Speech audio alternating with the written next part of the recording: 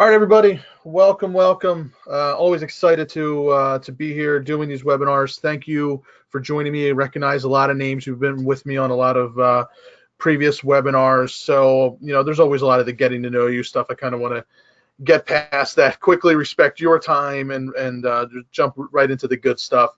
A lot to go over today. And as you can see there, I didn't put this in the official invite for today, but as I was going through the content and I was putting it together, I was like, you know what? I think we're going to do a part one and part two of this. Content marketing is such a huge deal. It's so important to your overall marketing strategy as a whole that squeezing it into one webinar I didn't feel was appropriate. I didn't want you guys sitting here for 3 hours. So there's going to be a part one today. Part two, we're going to get to. I'll talk a little bit more as we get done today about what part two is going to be about, and that's likely going to be probably next week. So that's what we're going to do today. And again, before we get started, you might just want to write this link down real quick. A couple months ago, if you were on the webinar with me where I was talking about some more marketing stuff, I created essentially a private school marketing Facebook group pretty quickly over the past month or so. We've got about 300 or so members now.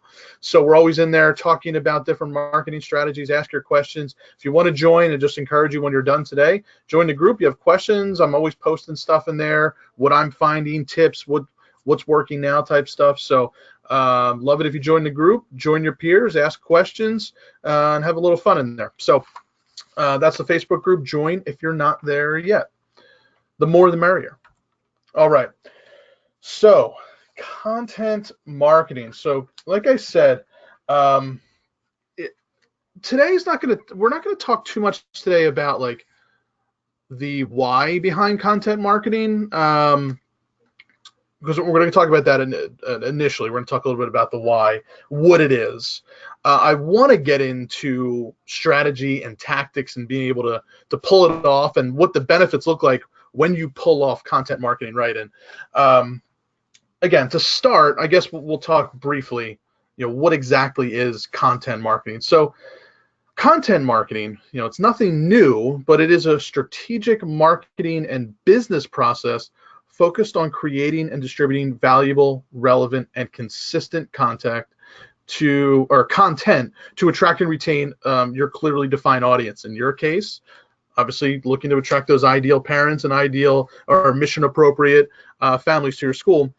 And ultimately, you're looking to use your content to drive action from your parents. So it's all about the parents. It's all about your audience, what they value, how you can help educate them. Your content is going to educate them.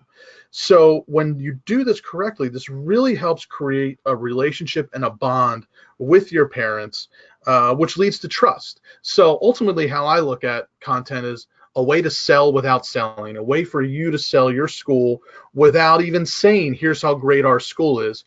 You're going to do something totally crazy with your content. You're going to demonstrate that you can help by actually helping them.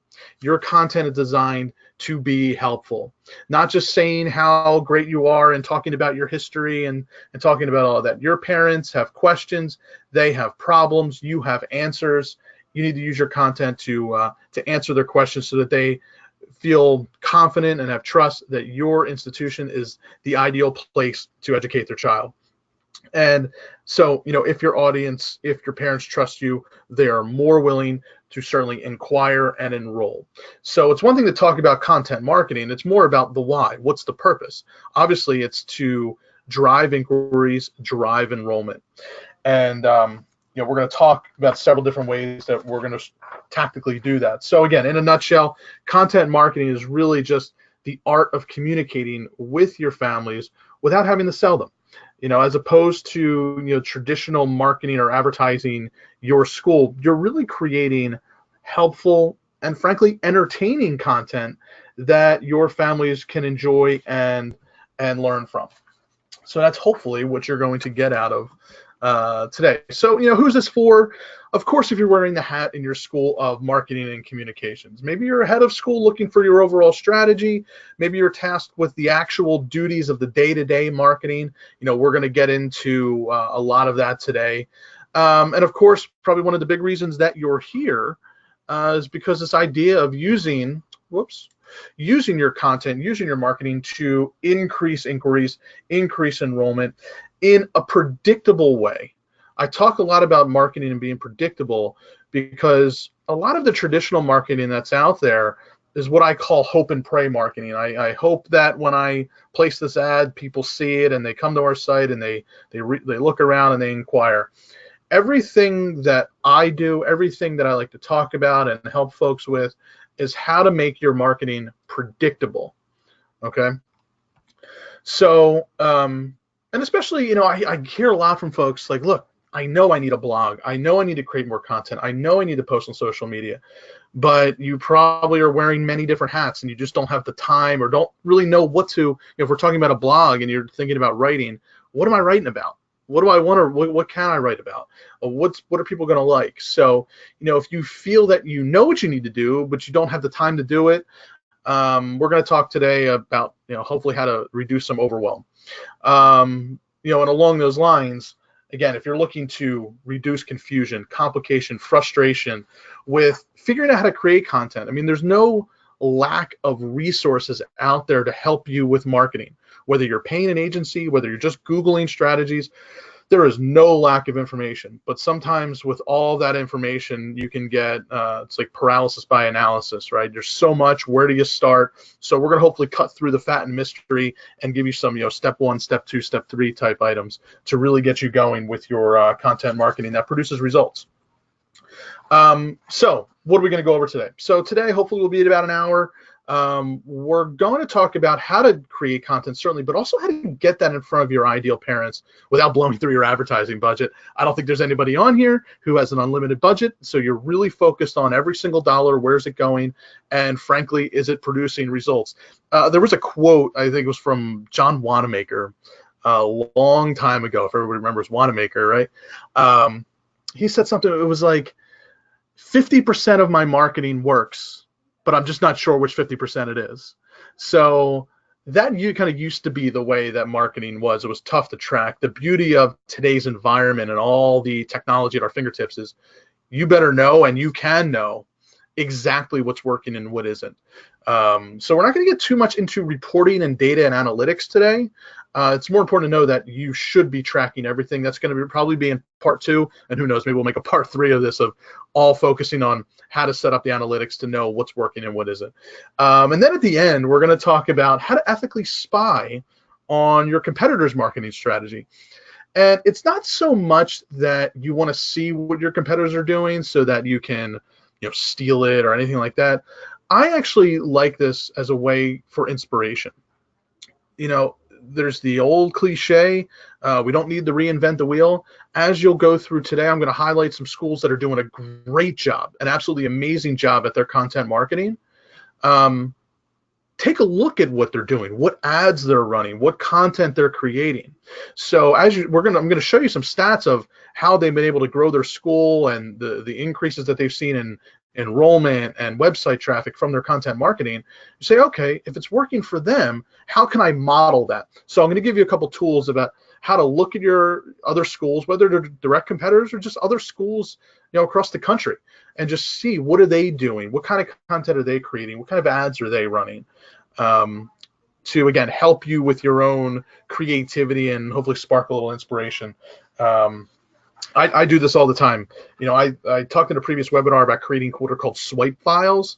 It's an old school term about creating a folder of things that you read or see online or see from your competitors, and you're just keeping a database of it to always refer back to it to spark creativity and inspiration. So no need to recreate the wheel. There's a lot of folks doing a great job out there. We're going to be able to look to see what they're doing. And we'll also talk a little bit about why, frankly, traditional advertising, the old tried and true stuff, as we go into the new year, it's dying. And it's not so much that it's dying. I think that might be a bad word. I think it's not as efficient as it used to from the bang for your buck. And we're going to talk about what you can do instead to maximize the amount. Really what we're trying to do is get our message out to as many mission appropriate families as possible to see your content get on campus, so that ultimately you're creating maybe even a wait list.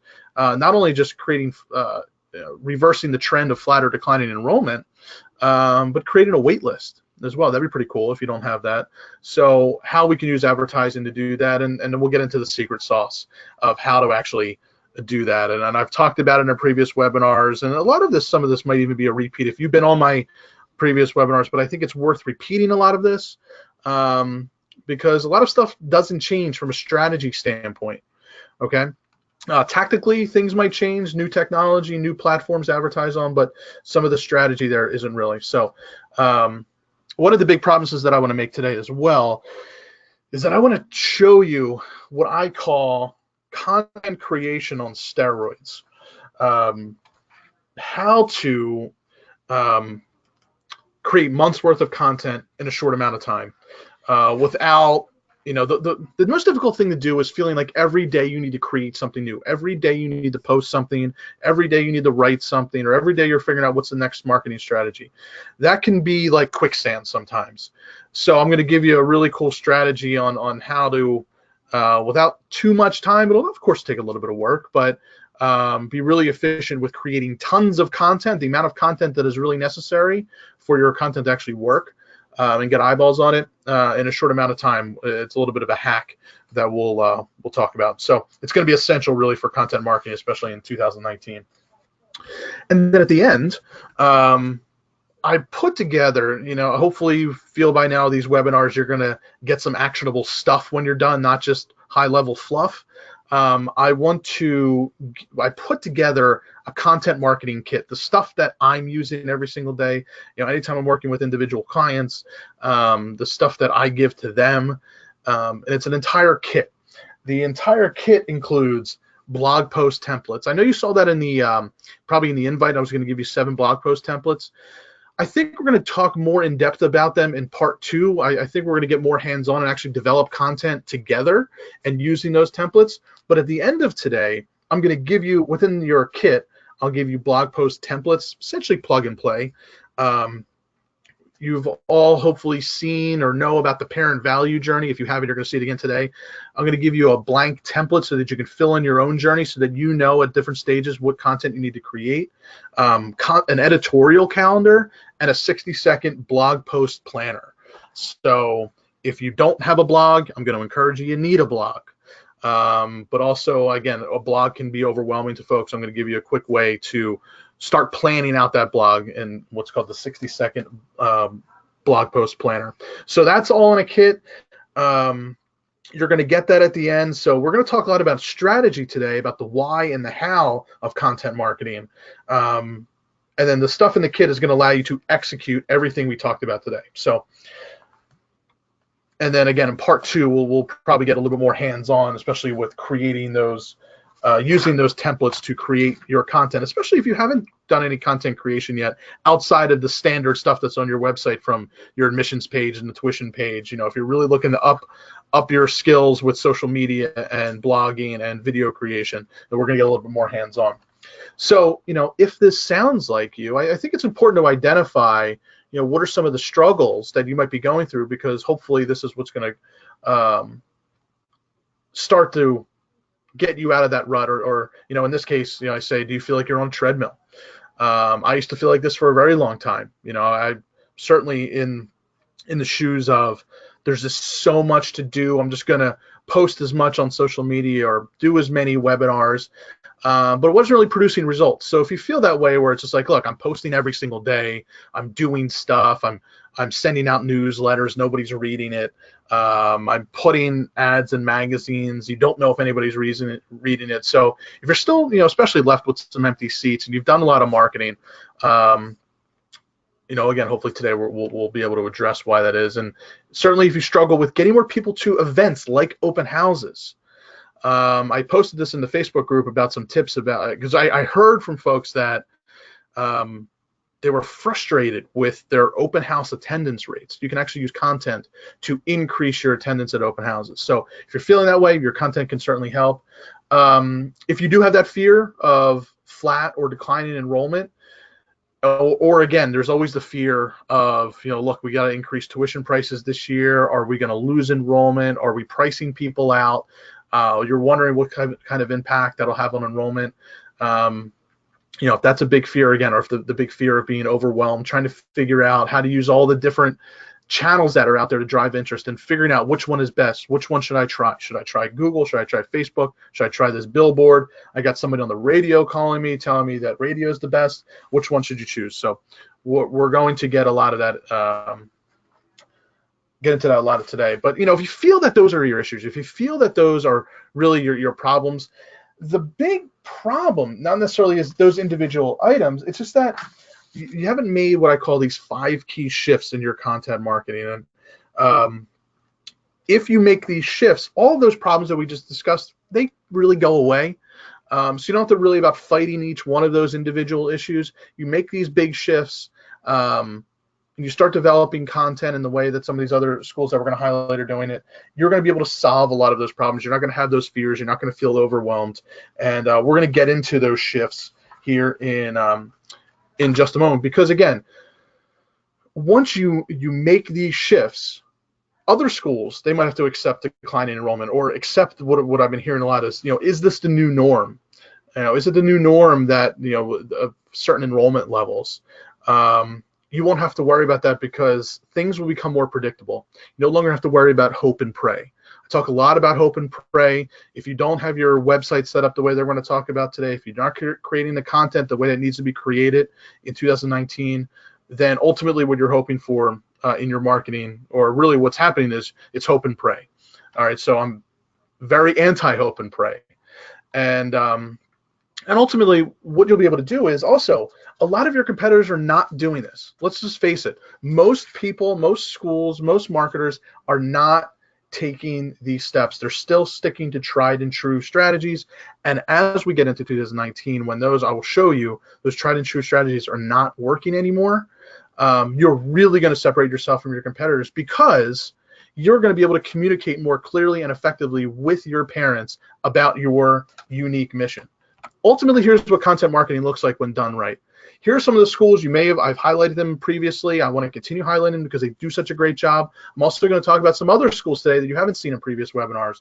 But Proctor Academy, Whitby, Sewickley, these are schools that are just kicking butt when it comes to content marketing. And it's not that like they're the best writers or make the best videos or any of that. They've just gone all in on this concept of inbound marketing and content marketing. They're creating very helpful content, and they're seeing amazing results in boosting of applications, increasing campus visits, getting good conversion rates from, okay, somebody visited campus, I obviously want them to apply from there. So you can see these numbers. I'm not going to go through every single one. All you need to know is when you do this stuff right and you want to see growth, you need to prove to your head, you need to prove to your board that your marketing strategies are working. These are the types of numbers you want to be able to show. So huge increase. So content marketing, huge increases in website traffic. Website traffic ultimately will lead to inquiries, on-campus visits, and ultimately enrollment. Okay, so that's what it's like when it's done right. And I'm going to encourage you, when you're done, just go on their sites and click around and look at the content that they're producing. I'll give you some hacks as well to kind of take a more in-depth look. But again, before we even really dive into the tactics, because we're close to 2019 and diving into it very quickly, I'm always trying to stay at the pulse of what's going on in the marketing world. And from a communication standpoint, both for what I do here at ISM, both for presenting webinars like this and doing training, what's working and what isn't. And there's been a trend over the past few months. I'm subscribed to a lot of different marketers. I watch webinars, go to conferences. And the common theme, I've heard a couple common themes about how content marketing is going to change in 2019. So I kind of want to give you the state of the union, what I'm hearing, what data is telling us about where marketing is headed, because this is going to fuel all of the tactical stuff. Okay, that's going to allow you to be much more efficient with your time and budget dollars, because you're going to be spending both in certainly the right places. So going into the coming year, it is going to be vitally important that you understand how, frankly, human behavior is changing and how marketing needs to adapt to that. I mean, and to see this shift, just think about your own buying patterns and, frankly, your daily activity of consuming content. Think about all the places that we can go to for information. It's never been as vast as it is right now, right? So think about what you do on a daily basis. Reading emails, right? We obviously get a ton of email. We check Facebook a couple times a day. You check Instagram a couple times a day. You sit there, you're watching YouTube videos for hours on end, not speaking from personal experience at 2 in the morning when my kids wake up. You search Google, you read news headlines. I think I was trying to find this stat, but I think this is the number. Don't hold me to it if I'm totally off, but I believe the number was we consume about 150 pieces of content daily. So the point is, our attention continues to get more and more splintered. Our attention is getting more splintered. We're reading less email. Even what we're doing on Facebook now, we're just skimming past ads. We're just flipping through really quickly. Our attention is just getting more and more splintered. So along those lines, how are people making their quote unquote buying decisions? They might find you on Google, click around your website, read some stuff there, look you up on Facebook, and then you might never hear from them again, right? You might never hear from them again, but they are consuming your content on a lot of different channels. Okay, they're consuming your content on a lot of different channels, and that is a key point. So I do see a question that came in before we go to the next. So it says I'm cutting in and out. Am I okay with everybody? So Sherry, yeah, I see you said I'm cutting in and out. Hopefully I'm still okay. Everybody hear me okay? Okay, fine. Okay, everybody's good. Let's keep moving. Cool. All right. So there's really two key things to keep in mind for what you need to do in 2019, right? Big picture, but important. You need to be everywhere. It's going to be absolutely vital in the upcoming year that you need to be everywhere. If you used to rely on one distribution channel, whether that's even feeder schools, whether that's certain advertising you're doing on billboards, or you've always just had good amount of visits to your website. The thing that I've heard over and over again from the most prolific thought leaders in marketing, from Gary Vaynerchuk to, I just posted this in the Facebook group, Neil Patel. He's a top marketer out there who's built several different multi-million-dollar businesses around marketing. So when they're all saying, look, you need to be distributing your content on every single channel where your families are, you start to take that seriously, and that's just what everybody's talking about in 2019. So again, that's high level. You may know that intuitively. We're going to get to actually how to do that, but it's important to understand that because our attention is being splintered, you truly need to have your focus on a lot of different channels.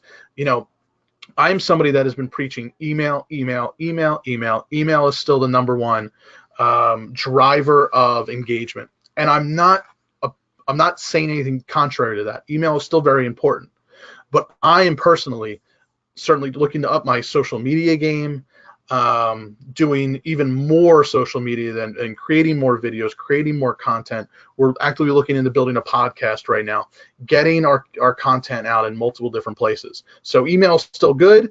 We'll probably still see open rates drop even over the coming year. That doesn't mean the world is crumbling. It just means you need to be everywhere. It sounds difficult. The good news is most people aren't going to do it. All right, so that's good news for you. You're here. You get it. It's time to start, taking action and creating content in this way moving forward. And I mentioned Gary Vaynerchuk. If anybody follows him, that he talks about attention. That's his core thesis is attention. And the guy has built a $100 million plus marketing agency around this and built multiple other businesses around this idea of attention. Here's what this means, though. Not that, you need to get people's attention. You do. I want to talk about it from the perspective of advertising. You likely do some form of advertising right now. You're likely paying for something somewhere. The traditional forms, the billboards, the print, the magazine, the radio, it's not that they will stop working. It's just that they're overpriced at the moment. So this is what Gary talks about, and this I'm a firm believer in, that there's a way to get people's attention. You can always pay for it, but there's an expensive way and an underpriced way. Right now, the traditional forms of media, print, billboards, all that stuff, it is overpriced. It's way overpriced. So the question is, what's underpriced? Underpriced meaning it is an amazing opportunity right now. You probably heard me on previous webinars. Never before in the history of marketing has there been an advertising opportunity like Facebook. Even with all the crap they've gone through this past year with the confidentiality and people getting really upset, I get it. But there is still no better place to advertise from a targeting standpoint. It is still the number one place. Instagram, underpriced. So Facebook, Instagram, even doing podcasts, they're all underpriced. So this, and even as Gary Vaynerchuk says, this will probably change in 24 to 36 months. It'll get to probably a point where Facebook becomes too expensive. But he's all in right now on Facebook. We're all in right now on Facebook. You need to be all in right now on Facebook with getting your content on Facebook in front of your parents, because it might not last much longer, because a lot more companies are, big companies are going to, when they start dumping more of their money in there, it's going to become more expensive. So I want to also talk about something else. Look, right now, the market, the stock market, right? It's going nuts. What happened the last time the stock market in 2008, 2009 dropped? There was the concern, right, of enrollment dropping. You know, the dollars to pay the private school tuition, they weren't there. You might feel the pressure to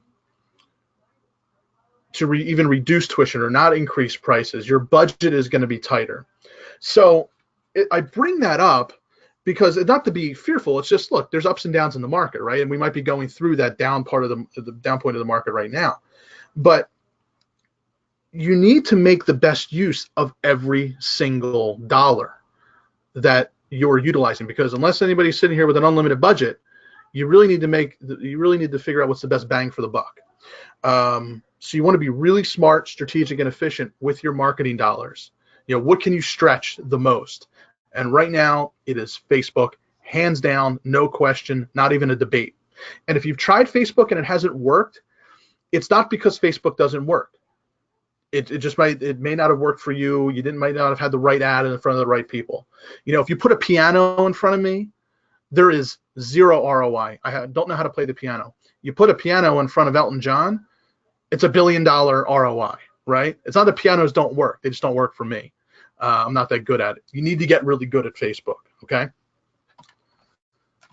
So with that being said, we want to get now into, okay, how do we do this, right? Okay, Facebook, what are the key shifts in developing a long-term content marketing plan? I mentioned long-term because it's not something that's going to stop next week just because you create great blog posts. I mean, this is an ongoing thing. It never ends, guys. It never ends. So you need to be set up in the long term and get prepared. So I see a couple questions. So before we dive in, let me answer a couple questions. Carlos, can you recommend a webinar to learn intricacies of Facebook advertising? Absolutely. There are a lot of different places. I certainly plan on having my own webinars on Facebook advertising. I'll hit on a couple, probably in the follow-up email, I'll give you some resources. There's tons of resources out there. One, if you want to write this down right now, John Loomer, JONLOOMER, John Loomer. He gives out amazing free content on Facebook advertising. The guy's amazing. I follow him every single day. There's a lot of places to go, frankly, especially right now because it is such a massive opportunity. There's a lot of people jumping on the bandwagon and developing agencies. But if there's one thing I would encourage you guys to take the time in doing, take a couple hours, learn Facebook as much as you can. Even if you're going to go pay somebody else to do it, learn it. So there's a question, do you mean Facebook ads? Yes. So I want to be very clear. Facebook ads. Organic Facebook posting, it doesn't get a lot of love anymore because the algorithm changed. You post it, Google wants you to pay to play. you got to pay to get that content promoted. And that's okay. I'm okay with that as long as you understand that. So if you're feeling like, Facebook doesn't work, I post every single day, I get like 1 like and nobody sees it. Well, there's a good reason for that. You haven't promoted it. You got to pay for it. We're going to talk about exactly how to do that at the end. Okay? So the 5 key shifts.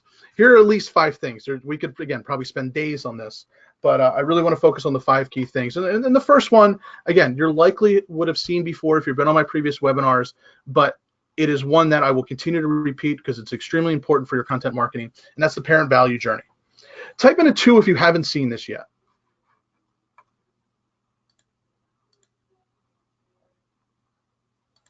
Type in a 2 if you haven't seen this yet. So we got a couple 2s. And I did see a question, how can schools with small teams and limited resources be everywhere? Bill, I will talk, that's my, I think it's the last key shift we're going to get into. Talk to you about how you can be everywhere.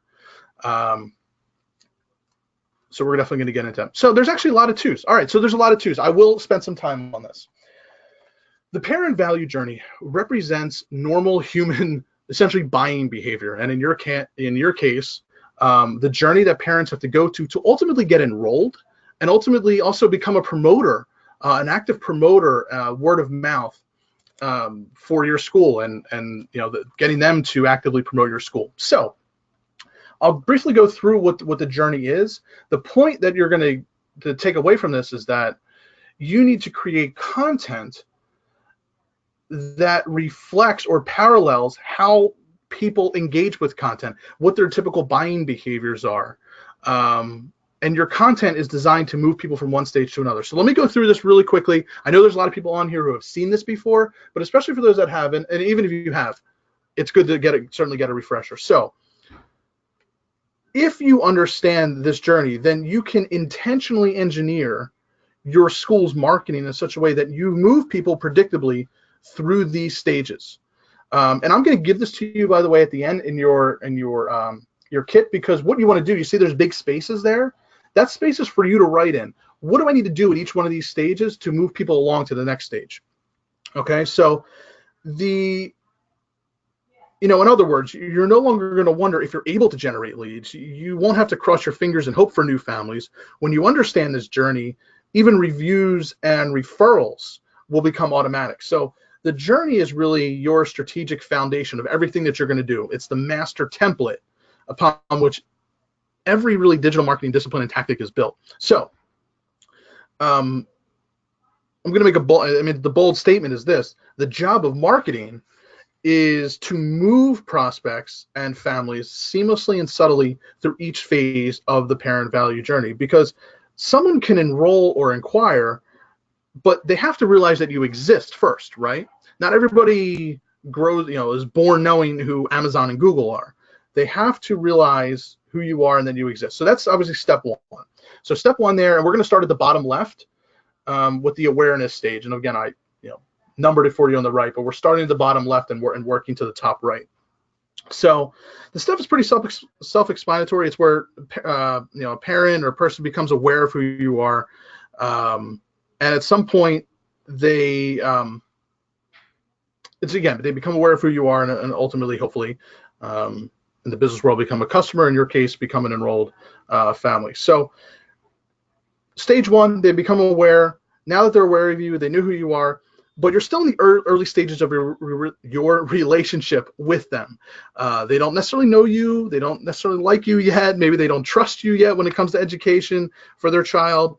So the next step is you need to start developing your relationship and doing that with your content.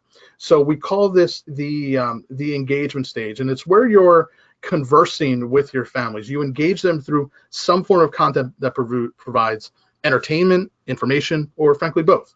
So when you get to stage 2, then you have to get engaged with them in a third way, and that's where we want to get their contact information.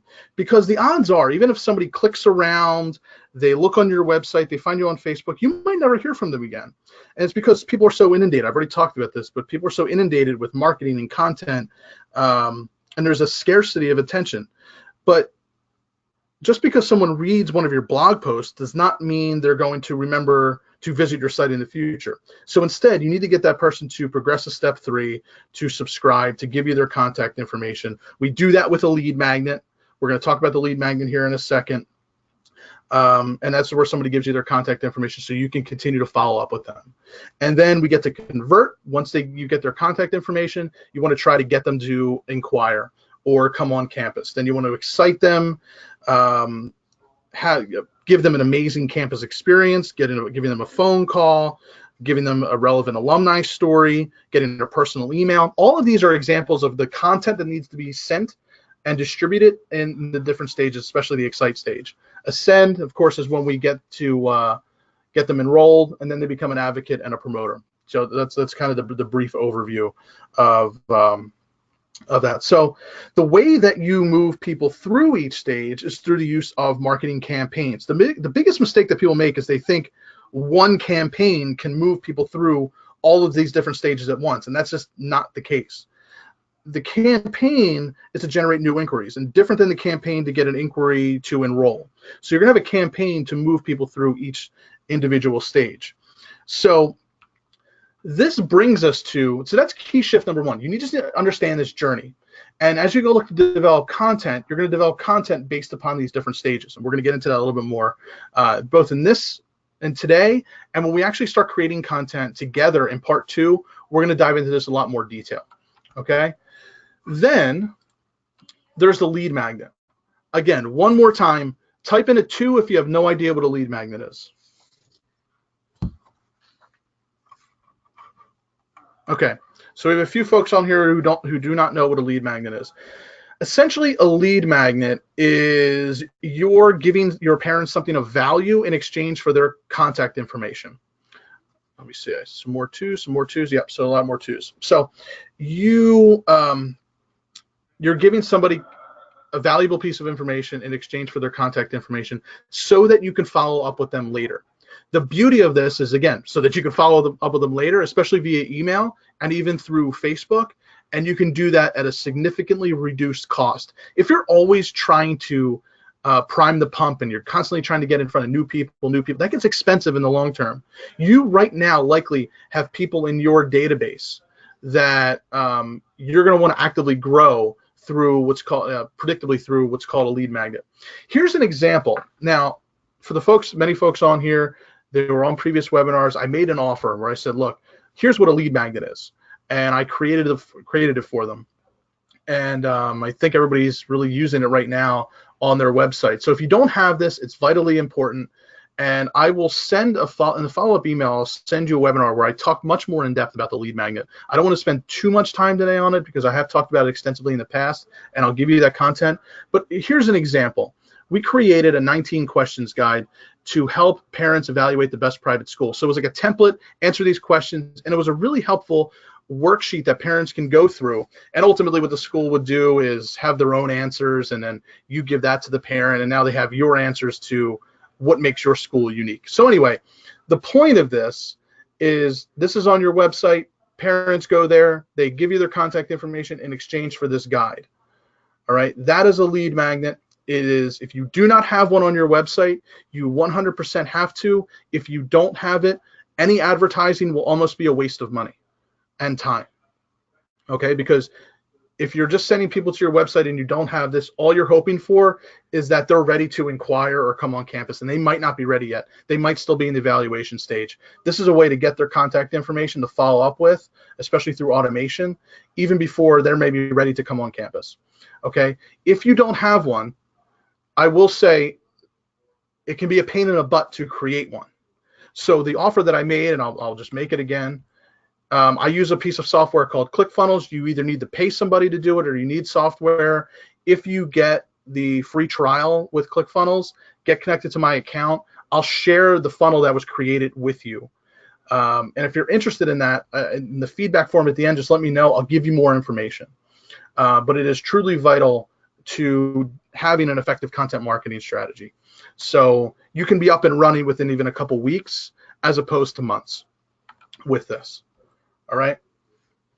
So again, if that was too quick for the lead magnet discussion, I'm going to give you the previous webinar that I created because we go into a lot more depth about that and its importance in this whole process. So that's shift number 2. So shift number 1, understand the parent value journey.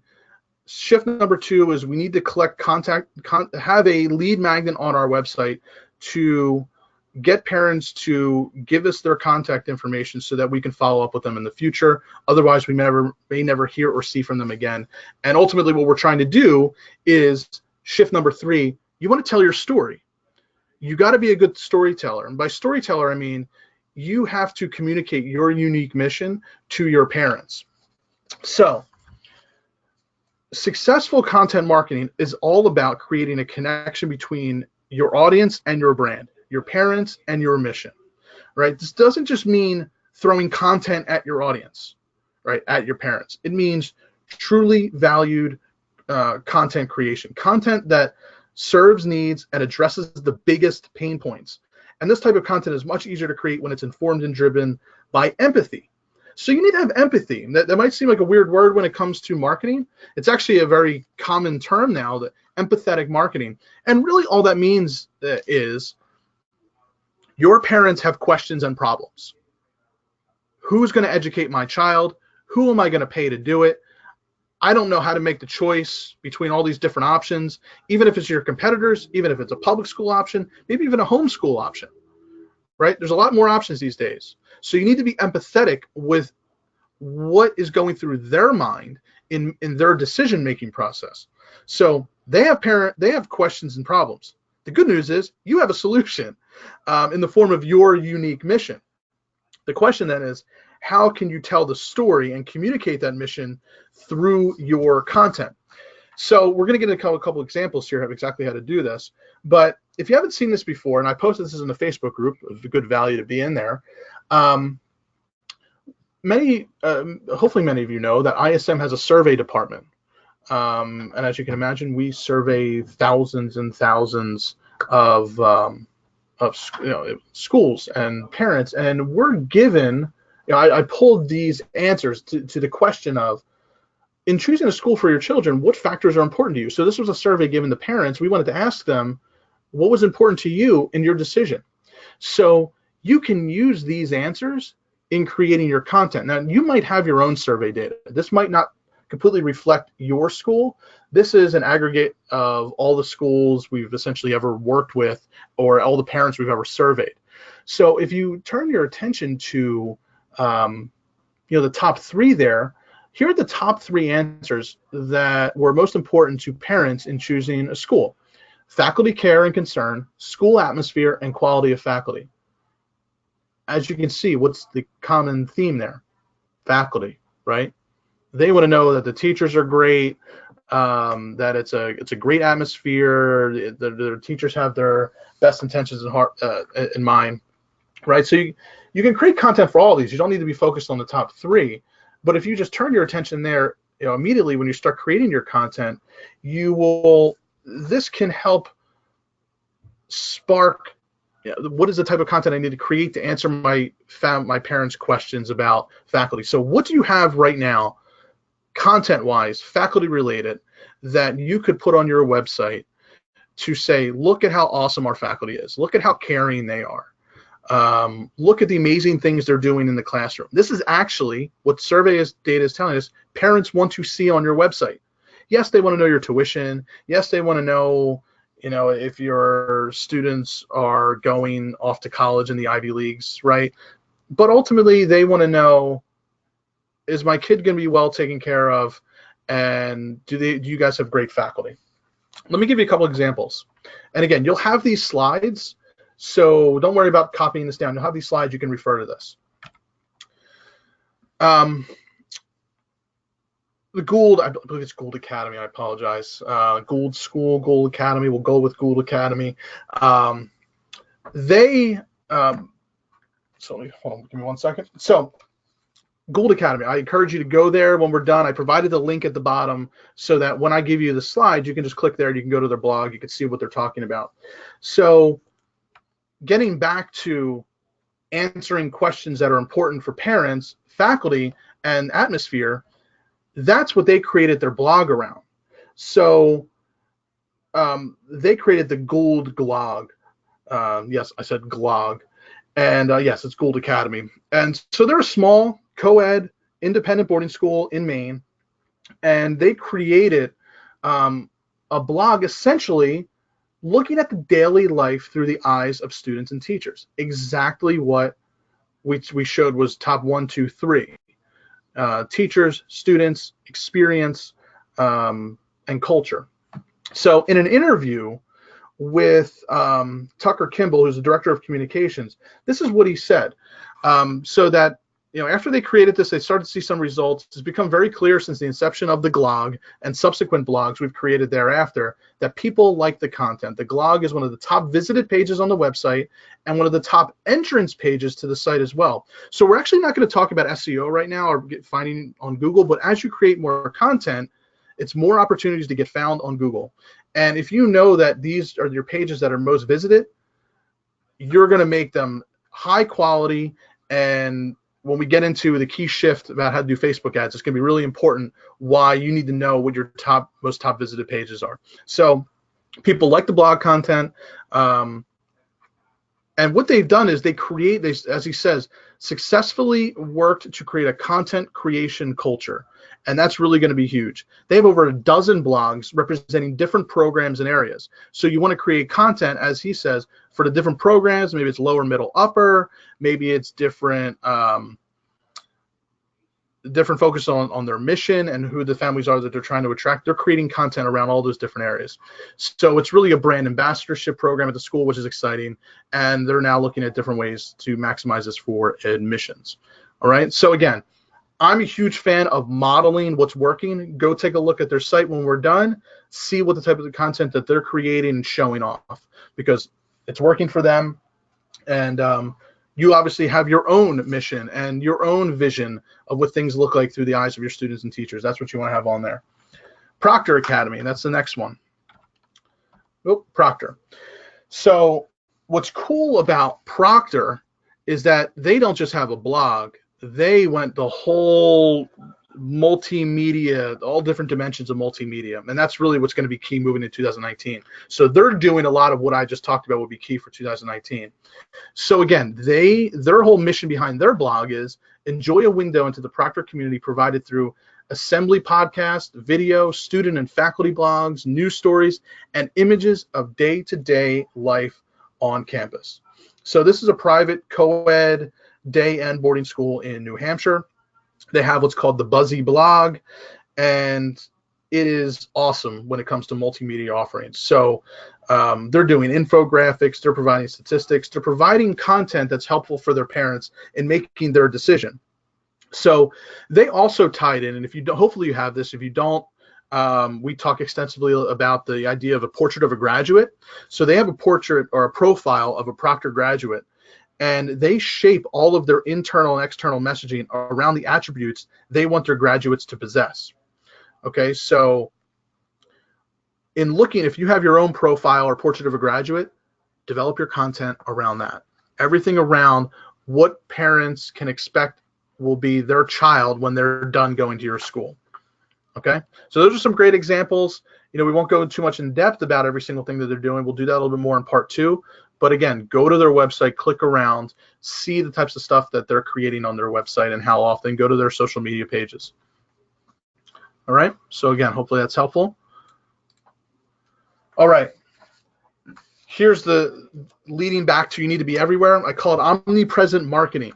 You need to be everywhere. Wherever your parents are going, when they're going on Facebook, they're going on Instagram, they're going on Google, they're obviously going on your website, you need to be everywhere so that whenever they open up their phone, pretty much is what everybody does today, phone, your content needs to be mobile ready. Let's just point that out. If your site isn't mobile ready, you got to get that fixed immediately. Everybody's using mobile. It's attached to us. So you need to be everywhere. So I can understand that this concept is overwhelming and may feel impossible, especially if you got a small department, marketing department. But again, by posting on multiple channels many times a week, you're just going to increase the chances of being seen and getting the parent to consume your content. I know when I consume content, I get interested in something, I'm going to read one post, link over to another, read that, watch the videos. I want to consume it in bunches. So that is the type of experience that you want to create for your parents, so that they consume your content, they keep consuming your content, and you're leading them down the path of giving you their contact information, inquiring, and coming on campus. So how can you actually pull this off? Before I go to the next slide, I don't want you to be freaked out if this concept is not native to you. But if you asked me to wave the magic wand of how to move forward creating a content marketing strategy, the perfect world is you start with video. And for two reasons. Now, I want to say real quick, if video freaks you out or you don't have a lot, you don't have to have video. But what I'm going to say is video is the most consumed piece of content right now. People are clamoring for video. Content marketers across the globe are incorporating much more video because it's what is being consumed right now. That doesn't mean blogs and articles that they're not, but you want to actually create content across all. You want to have a video, you want to have written, you want to have audio, and you want them to and you want to have pictures, and then you want to have it over across all of your different social media channels, right? 78% of people watch videos online every week. 55% are watching them every day. So if we know this, how can we create content to answer those questions, right? How do we create that content?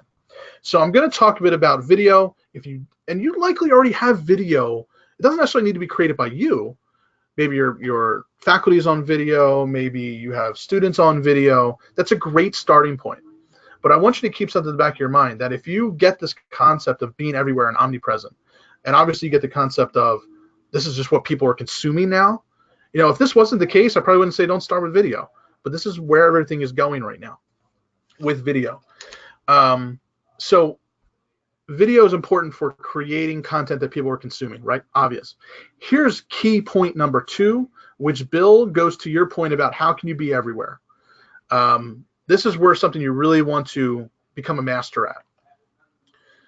Repurposing video content is the golden goose of creating content. So here's exactly how you do it, step by step. Let's say you have a video, right? Here's what I do with all my webinars now. Start with video. I go to the site called temi.com. I guess it's Temi, T-E-M-I. Temi.com. And you can upload your video and get it transcribed for 10 cents a minute. So this video is likely going to be an hour. For $6, I get the entire transcript of everything I've been blabbering about for however long we've been here, right? So what can I do with that? Now I have written content. I make it grammatically correct, take out all my ums, and now I have a blog post. Then you take some of these quotes and images and you distribute those on social media platforms. So and you want to create it native for that platform. So Instagram, you want the pictures. Facebook, you can do content obviously and pictures. And then Twitter, same thing. You still want images across these platforms, but you're probably going to distribute it in slightly different ways based upon the amount of content you can put there. But from one video, you can get a transcript, you can get quotes and images, and that's what you post on all these different channels from one piece of content. It's called repurposing. Then you just take that full video, certainly post it on your website, post it on YouTube, embed it in Facebook via YouTube. Now you have more pieces of content out there. And then you strip out the audio and you can actually have a podcast like Proctor has. So I don't know about you, podcasting is huge right now. I love listening to podcasts. Podcasts come in a lot of different forms. One of the easiest ways to create a podcast is to take the video that you're already creating, remove the audio from it, and you either, if you know somebody that can do it, or there's software out there to do it really easily, you just take the audio and you put it on iTunes, and now you have a podcast. And the purpose of that is you can then take that audio within one blog post. You could have a video on the blog. You could have the written content. So if people don't want to watch it, they can read it. If they're in their car, they can listen to it. This is what I mean about being everywhere.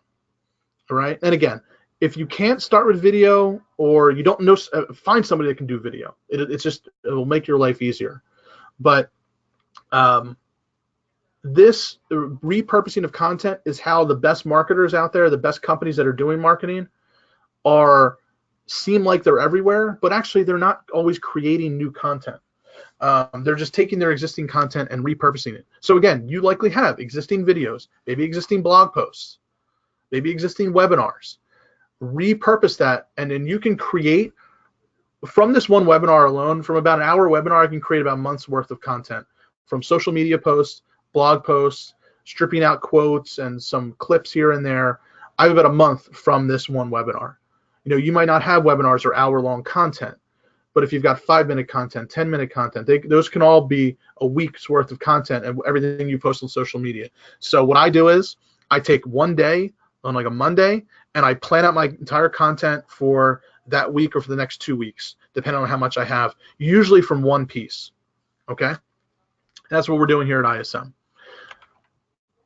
Hopefully that's helpful. It doesn't seem overwhelming. Bill, hopefully that answers you a little bit about, it takes work. I don't want to think that this doesn't take work.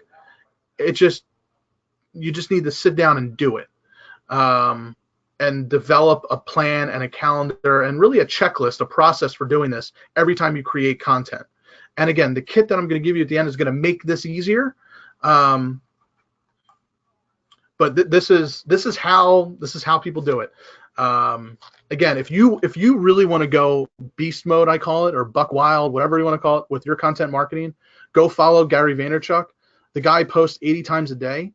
Yes, he has a team now that does it, but you can see what he's doing is really just taking one piece of content and repurposing it in a ridiculous amount of ways. So go get his book. I bought his book. I can't highly recommend it highly enough.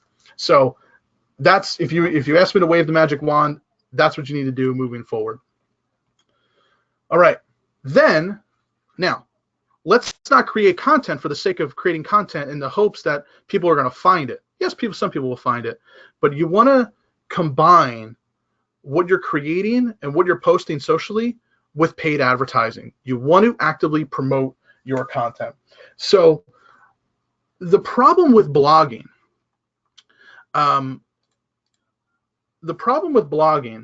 for most people, or many people, I don't want to say most, for many people, if you've ever struggled with it, is that a lot of folks spend more time creating content than actually getting the word out about promoting it, right? Or by promoting it, right? So you have the stuff that's living there. You want more people to see it.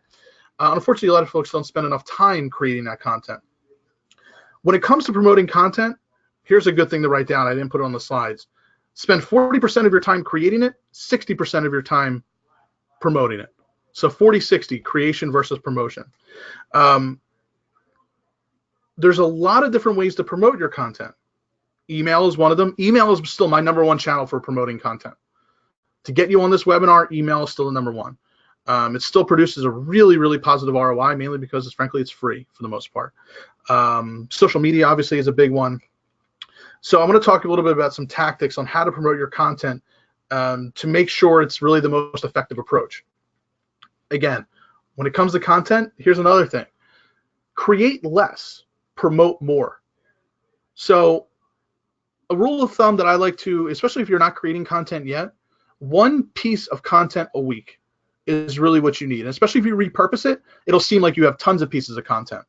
But one really good piece of content every single week that you focus on promoting on all these different channels. Content promotion will drive traffic, improve engagement with your families, and it's going to aid families in their, again, quote unquote, their buying decision and moving them through each stage of that parent value journey. Okay? So let's talk a little bit about how to do that. 2 ways to promote your content. There's organic and there's paid, right? Everybody likes to talk about organic. I like organic. I'll talk about the pros and cons of organic. So organic promotion is, it's really designed to, again, as it says there, I'll just read it off, increase the visibility of your content and its effectiveness of your marketing campaigns without spending money. So organic means not spending money. And I'm a huge, if I can get results without spending money, I'm all for it.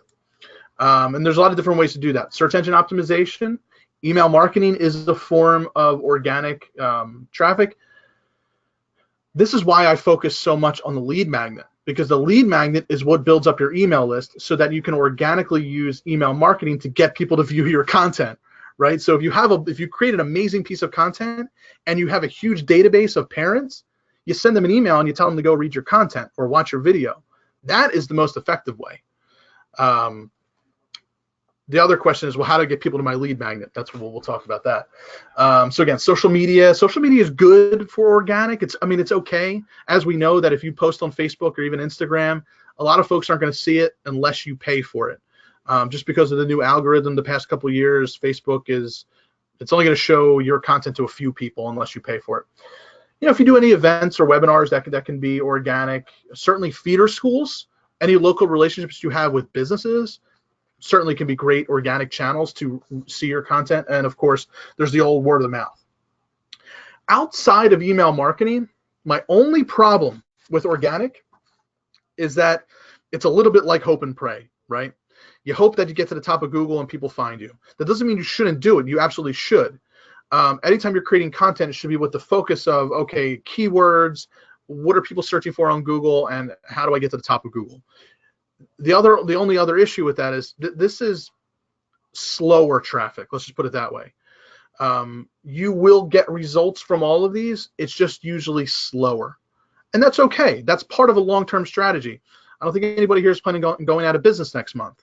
So you want to have a long-term strategy in place with organic and ranking in Google and having a lot of social media and ultimately generating word of mouth.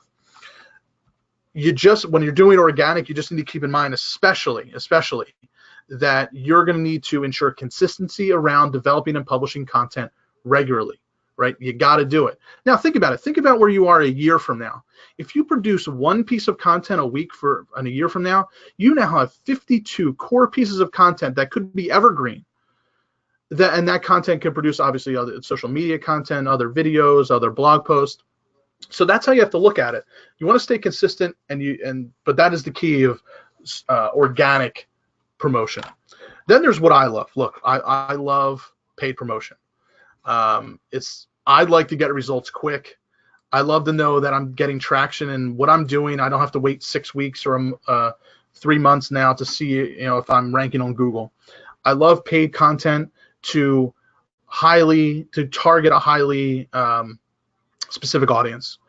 This is why I talked about Facebook. If you want to target parents that make a certain amount of money, that live in a certain type of house, that have kids at a certain age, and you can target them if they like to eat peanut butter sandwiches.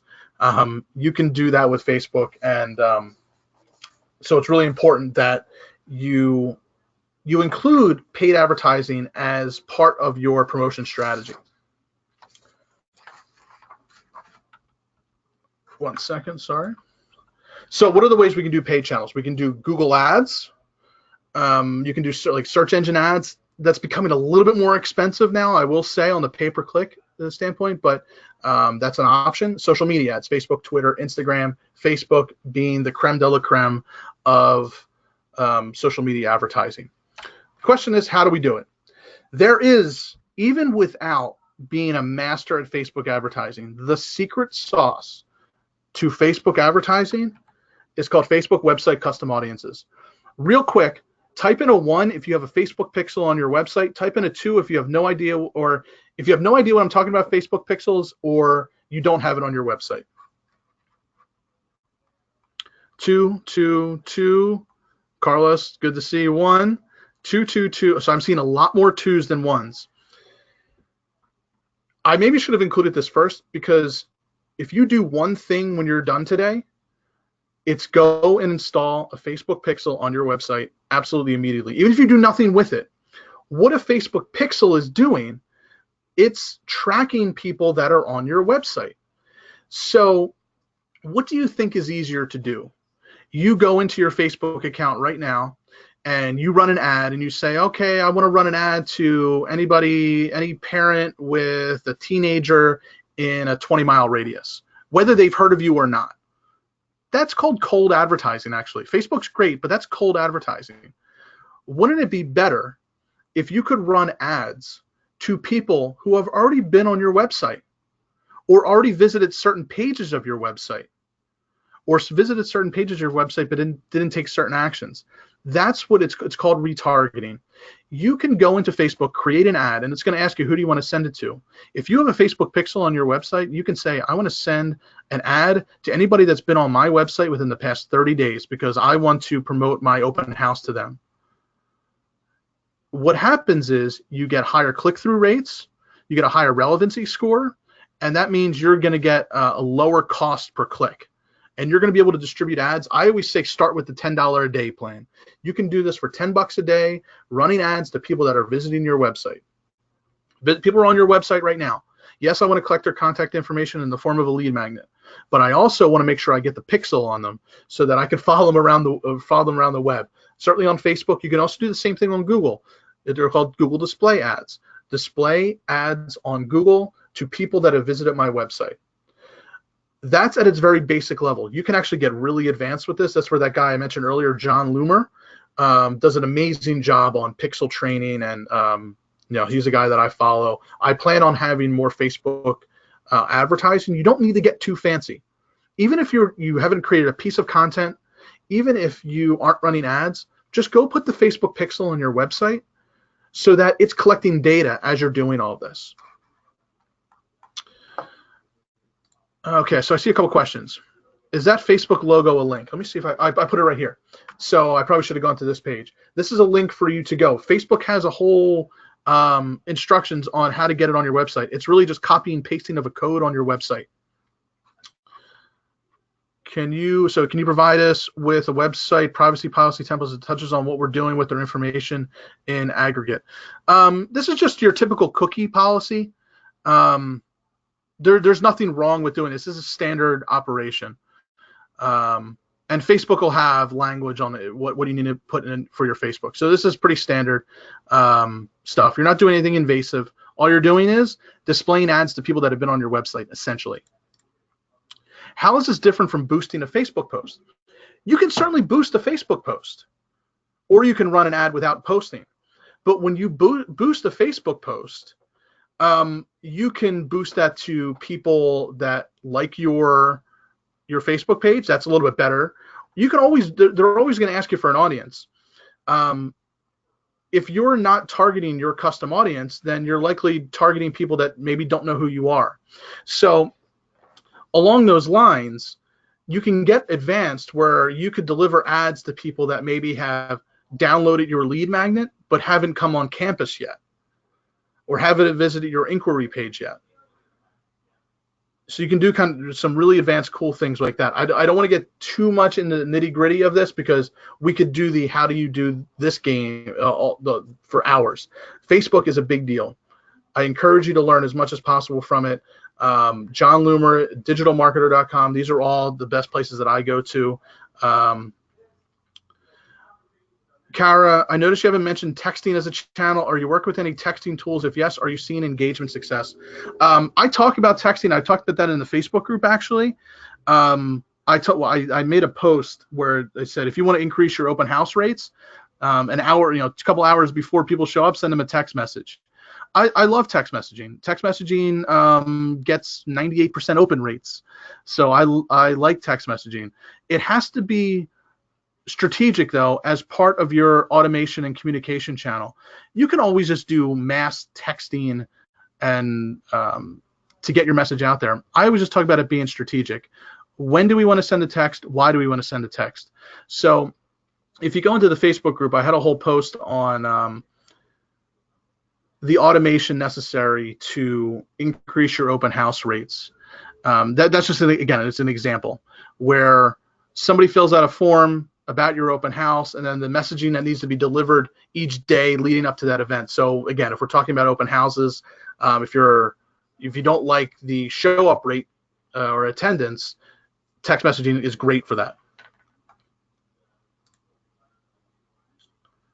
So Bill, you had asked the name of Gary. It's Vaynerchuk, V as in violin, AYNERCHUK. That's Gary Vaynerchuk. Again, I got a message saying no sound. Hopefully you guys are still hearing me. So again, texting is just another distribution channel for your content. So I think, Kara, that's the best way to answer that about texting. It's just another content distribution channel. Just use it in what's the purpose? What is the purpose for it? Not to say that in a bad way. It's always figuring out what am I doing with my text that I maybe couldn't do with an email, or is it enhancing an email message? And also, Kara, that leads in exactly to what I'm talking about. And you want to be all these different places. Along those lines, Facebook Messenger bots on websites, super popular right now because they're getting tons of engagement. Right? Having a Facebook Messenger option where people can text you essentially from your website and you get it on your Facebook page. That's the next really big thing. It's not the next big thing. It's big right now. It's big in 2018. It's going to be big in 2019. All right.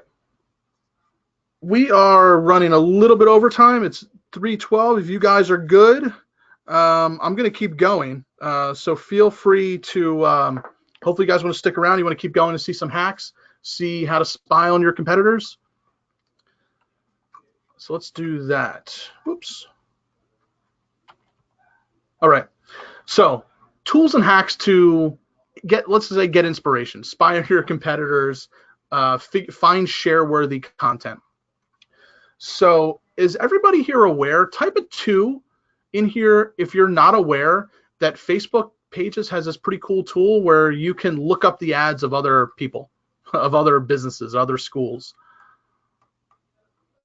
Yeah, I didn't think a lot of people knew this. So let's exit out of here. I'm going to show you an example. So let's exit out of here. Let's go to Chrome. Where is it? Okay, so for example, Swickly Academy. I love what they do. They do an amazing job. Go to a school website, a school's Facebook page. On the left-hand side, if you're on a desktop, you go to Info and Ads. You can see all of the ads being run by other schools, right? So now, of course, they can see yours if you're running them. And I just use this for inspiration. So if I'm telling you that Swickly Academy is doing a great job with their content marketing and doing a great job with their inbound marketing, wouldn't you want to see, okay, what are they posting advertising-wise? Now, you don't get to see how many people liked it. You don't get to see how much money they spent on it, but you get some inspiration. So, for example, Swickly is running ads. They have a tuition calculator to see how affordable Swickly Academy education can be for your child. So I know on their tuition page, they have a link to calculate tuition. I guess it's a financial aid thing that they're doing. So this is where a Facebook pixel could come in handy. So getting back to the Facebook pixel, here's how you can do that if you're Swickly Academy. You have a Facebook pixel on your website. You run an ad to anybody who's visited your tuition page. So you can actually do that. I want to run an ad to everybody that's been on my tuition page with the ad saying, use our tuition calculator to calculate to see how affordable an education is. That's how powerful a pixel can be and targeted your messaging can be. So it looks like they're running ads with different images to see likely what gets the best results. So it looks like all these are ads for the tuition calculator. So again, inspiration, right? What are some other folks running ads? What are they doing? You see this next one, espionage.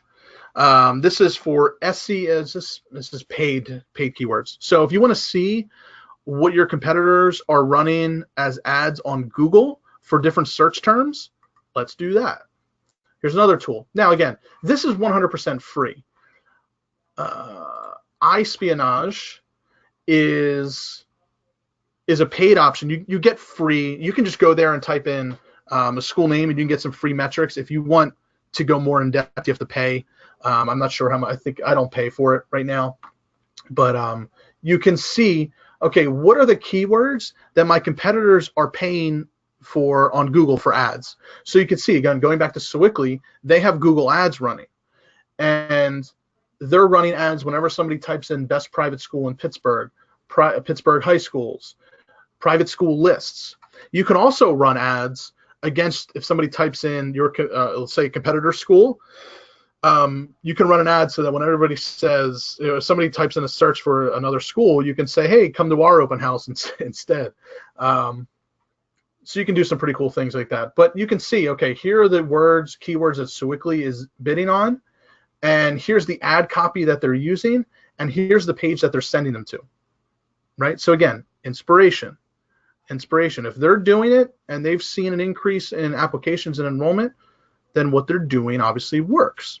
So if they're continuing to pay for this and spending money, then it's working. So again, inspiration. So all you have to do is type in the website of some other schools to see what they're paying for and what their ads look like.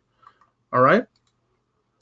SimilarWeb, another cool tool. It's a paid option, but you do get some free stuff.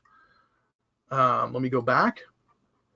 So SimilarWeb, well, let's look at Whitby School. We showed them, they do an amazing job with their content and their blog posts, and they have tons of lead magnets. So they're always capturing contact information. You can see here the #1 traffic source for them is 90% through Google search. And you can see here the top 5 keywords that they're ranking for.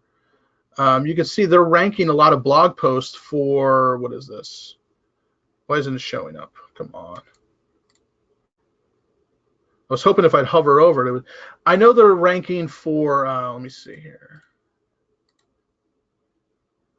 Why should standardized testing be abolished, I think. Yeah, so pros and cons of standardized testing. Whitby School has a blog post there.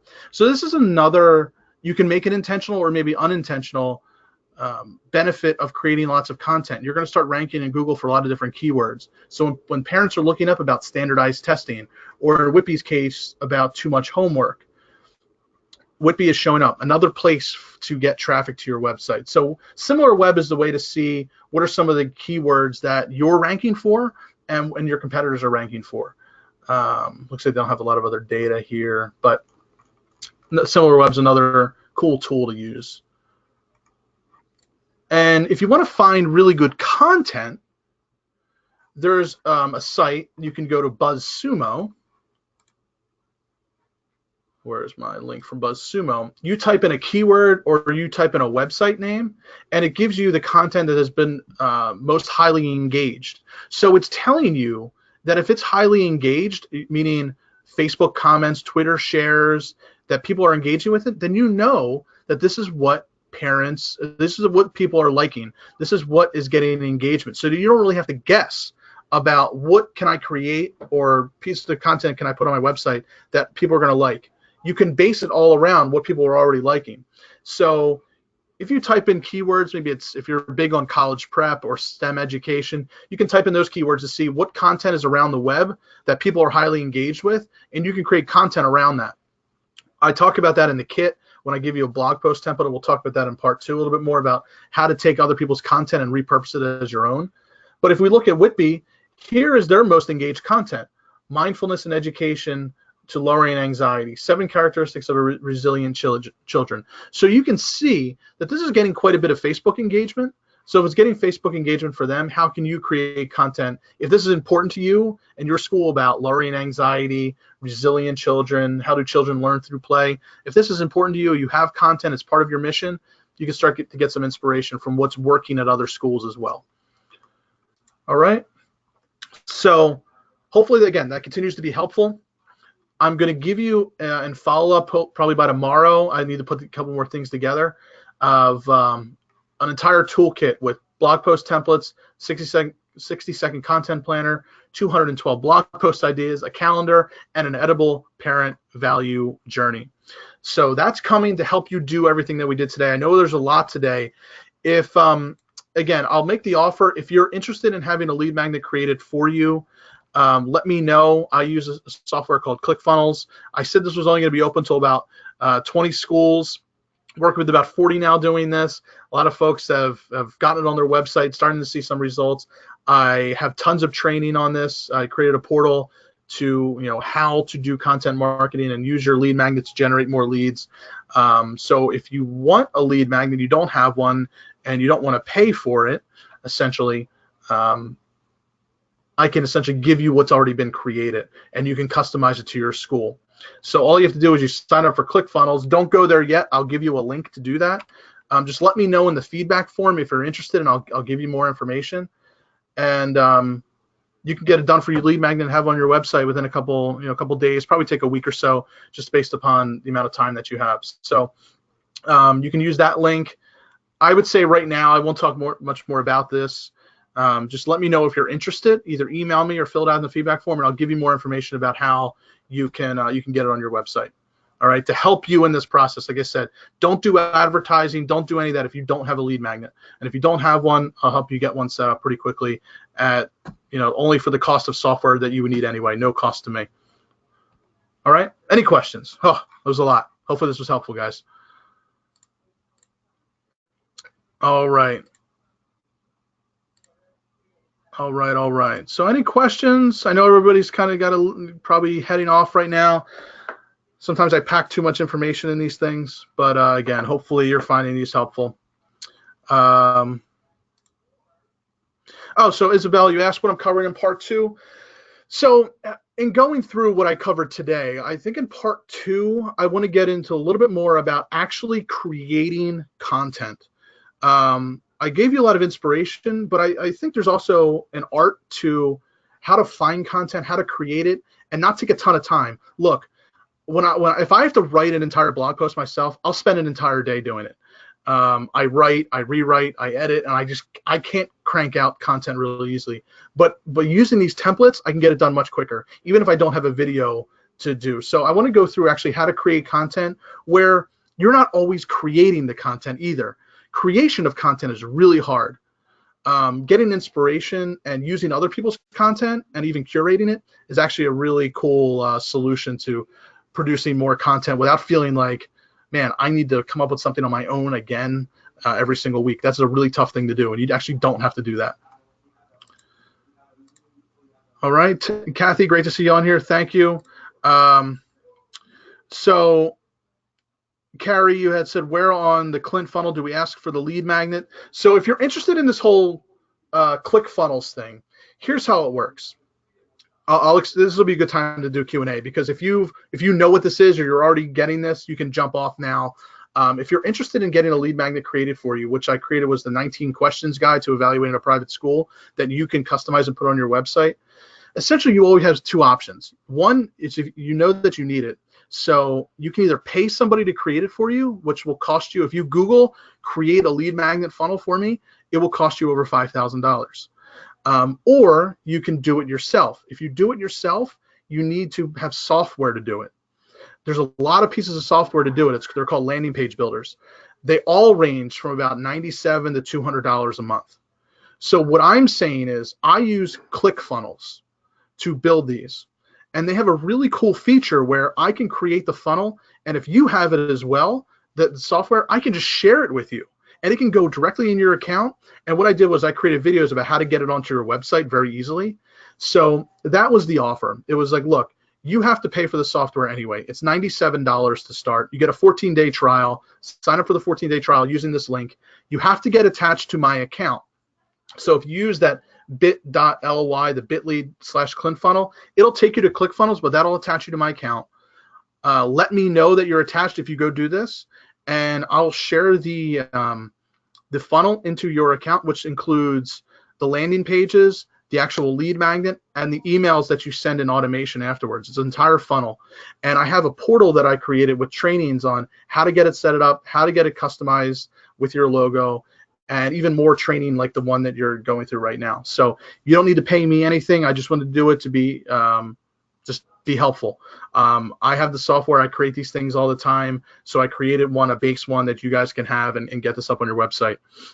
And if you need to know more information about lead magnets, you're not convinced yet, I'll send you a webinar where really I launched this idea, and you can get more information about the lead magnet. So again, let me know. I can give you more information, but if you're like, yeah, I want it, I want to do it, use this link. You just have to type it in. You're not going to be able to click on the screen. It'll be in the slides that I give you if you want to wait for that. But give it a go for 14 days. You should have it up and running by then, and you'll be able to see how it works. And again, at the base level, it's just $97 a month. That's what you need after the 14-day trial. All right. Any other questions?